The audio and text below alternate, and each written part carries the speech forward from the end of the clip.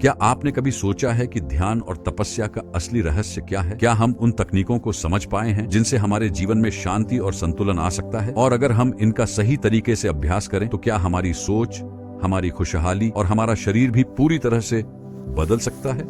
आज हम बात करेंगे बुद्ध के ध्यान और तपस्या के उन रहस्यों की जिन्होंने न सिर्फ उनका जीवन बदल दिया बल्कि पूरे विश्व को एक नई दिशा दी। नमस्कार दोस्तों, स्वागत है आपका हमारे YouTube चैनल पर, जहां हम लाते हैं आपकी पसंदीदा प्रेरणादायक और ज्ञानवर्धक कहानियां।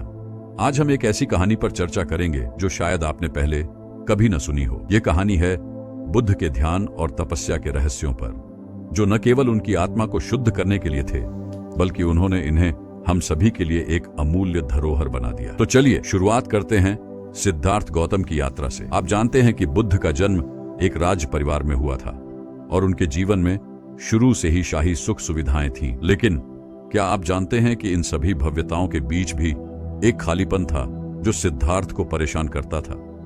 वो अक्सर सोचते थे, क्या यह सब कुछ ही है? क्या सच में यही जीवन का उद्देश्य है? और यह सवाल उनके मन में तब तक गूंजते रहे जब तक वे एक दिन शाही महल छोड़कर जीवन के सच्चे अर्थ को जानने के लिए यात्रा पर नहीं निकल पड़े। अब ध्यान और तपस्या की बात करते हैं। ध्यान का मतलब सिर्फ शांति और विश्राम से नहीं है। ध्यान का असल मतलब है अपनी पूरी चेतना को एक बिंदु पर केंद्रित करना। आपको कभी न कभी अपने जीवन में यह अनुभव हुआ होगा जब आप एक गहरे विचार में खो जाते हैं और सब कुछ शांत और स्थिर लगता है। यही ध्यान का असली रूप है। और अगर ध्यान में रहते हुए आपके आसपास का शोर भी आपको परेशान नहीं करता तो समझिए आप सही रास्ते पर हैं। अब तपस्या की बात करें तो यह सिर्फ शरीर के कष्ट देने वाली प्रक्रिया नहीं थी। बुद्ध ने तपस्या के माध्यम से यह सीखा कि केवल भौतिक कष्ट ही आत्मा को मुक्त नहीं करते बल्कि मानसिक और भावनात्मक संघर्षों को भी समाप्त करना पड़ता है। कभी सोचा है किसी भी साधारण काम को बहुत अधिक गंभीरता से करना और फिर नतीजे की चिंता न करना, यही तपस्या का असली रूप है। सिद्धार्थ ने जब यह महसूस किया कि सिर्फ बाहरी सुखों से जीवन की समस्या का हल नहीं निकल सकता तो उन्होंने ध्यान और तपस्या का रास्ता अपनाया। उन्होंने कठिन तपस्या की, कई दिनों तक बिना भोजन और पानी के जंगल में रहकर आत्मज्ञान की खोज की। लेकिन फिर एक दिन उन्होंने एक बहुत महत्वपूर्ण सत्य जाना। यह था कि अत्यधिक कठोरता, शारीरिक कष्ट और अत्यधिक तपस्या आत्मा की शुद्धि नहीं कर सकते। उन्होंने समझा कि संतुलन ही सर्वोत्तम है। अत्यधिक न तपस्या से और न ही अत्यधिक आराम से जीवन को सही दिशा दी जा सकती है। संतुलित जीवन ही सबसे बड़ा ध्यान है। बुद्ध ने अंततः वह मार्ग खोजा जिसे उन्होंने मध्यम मार्ग या मिडिल पाथ कहा। इस मार्ग का मतलब था न तो भोगों में डूबना, न ही अत्यधिक तपस्या में उलझना।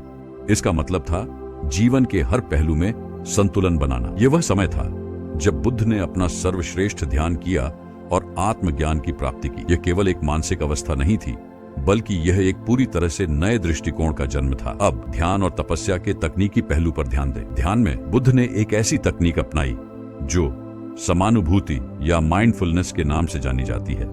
इसमें किसी भी विचार, भावना या संवेदना को बिना किसी जजमेंट के बस देखा जाता है।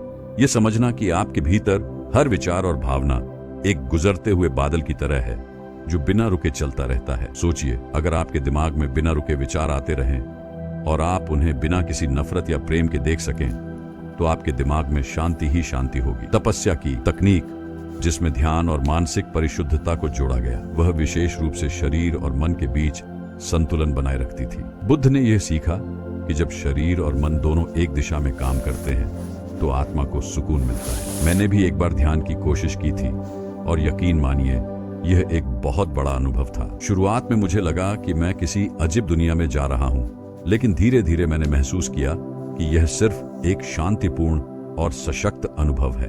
तो आप भी ध्यान में अपनी यात्रा की शुरुआत कर सकते हैं।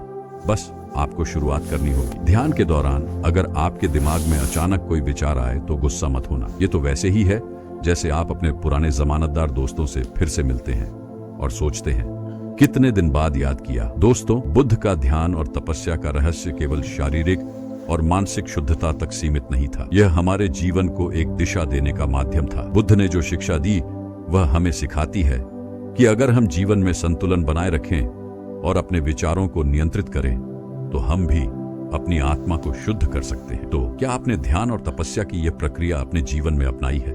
अगर नहीं तो क्यों ना आज से इसे शुरू करें। अगर आपको आज का वीडियो पसंद आया हो तो कृपया हमारे चैनल को सब्सक्राइब करें और इस वीडियो को अपने दोस्तों के साथ शेयर करें। और हाँ, अगले वीडियो में हम बात करेंगे बुद्ध की सिखाई गई जीवन की सच्चाई पर, तो उसे भी जरूर देखें। नमो बुद्धाय।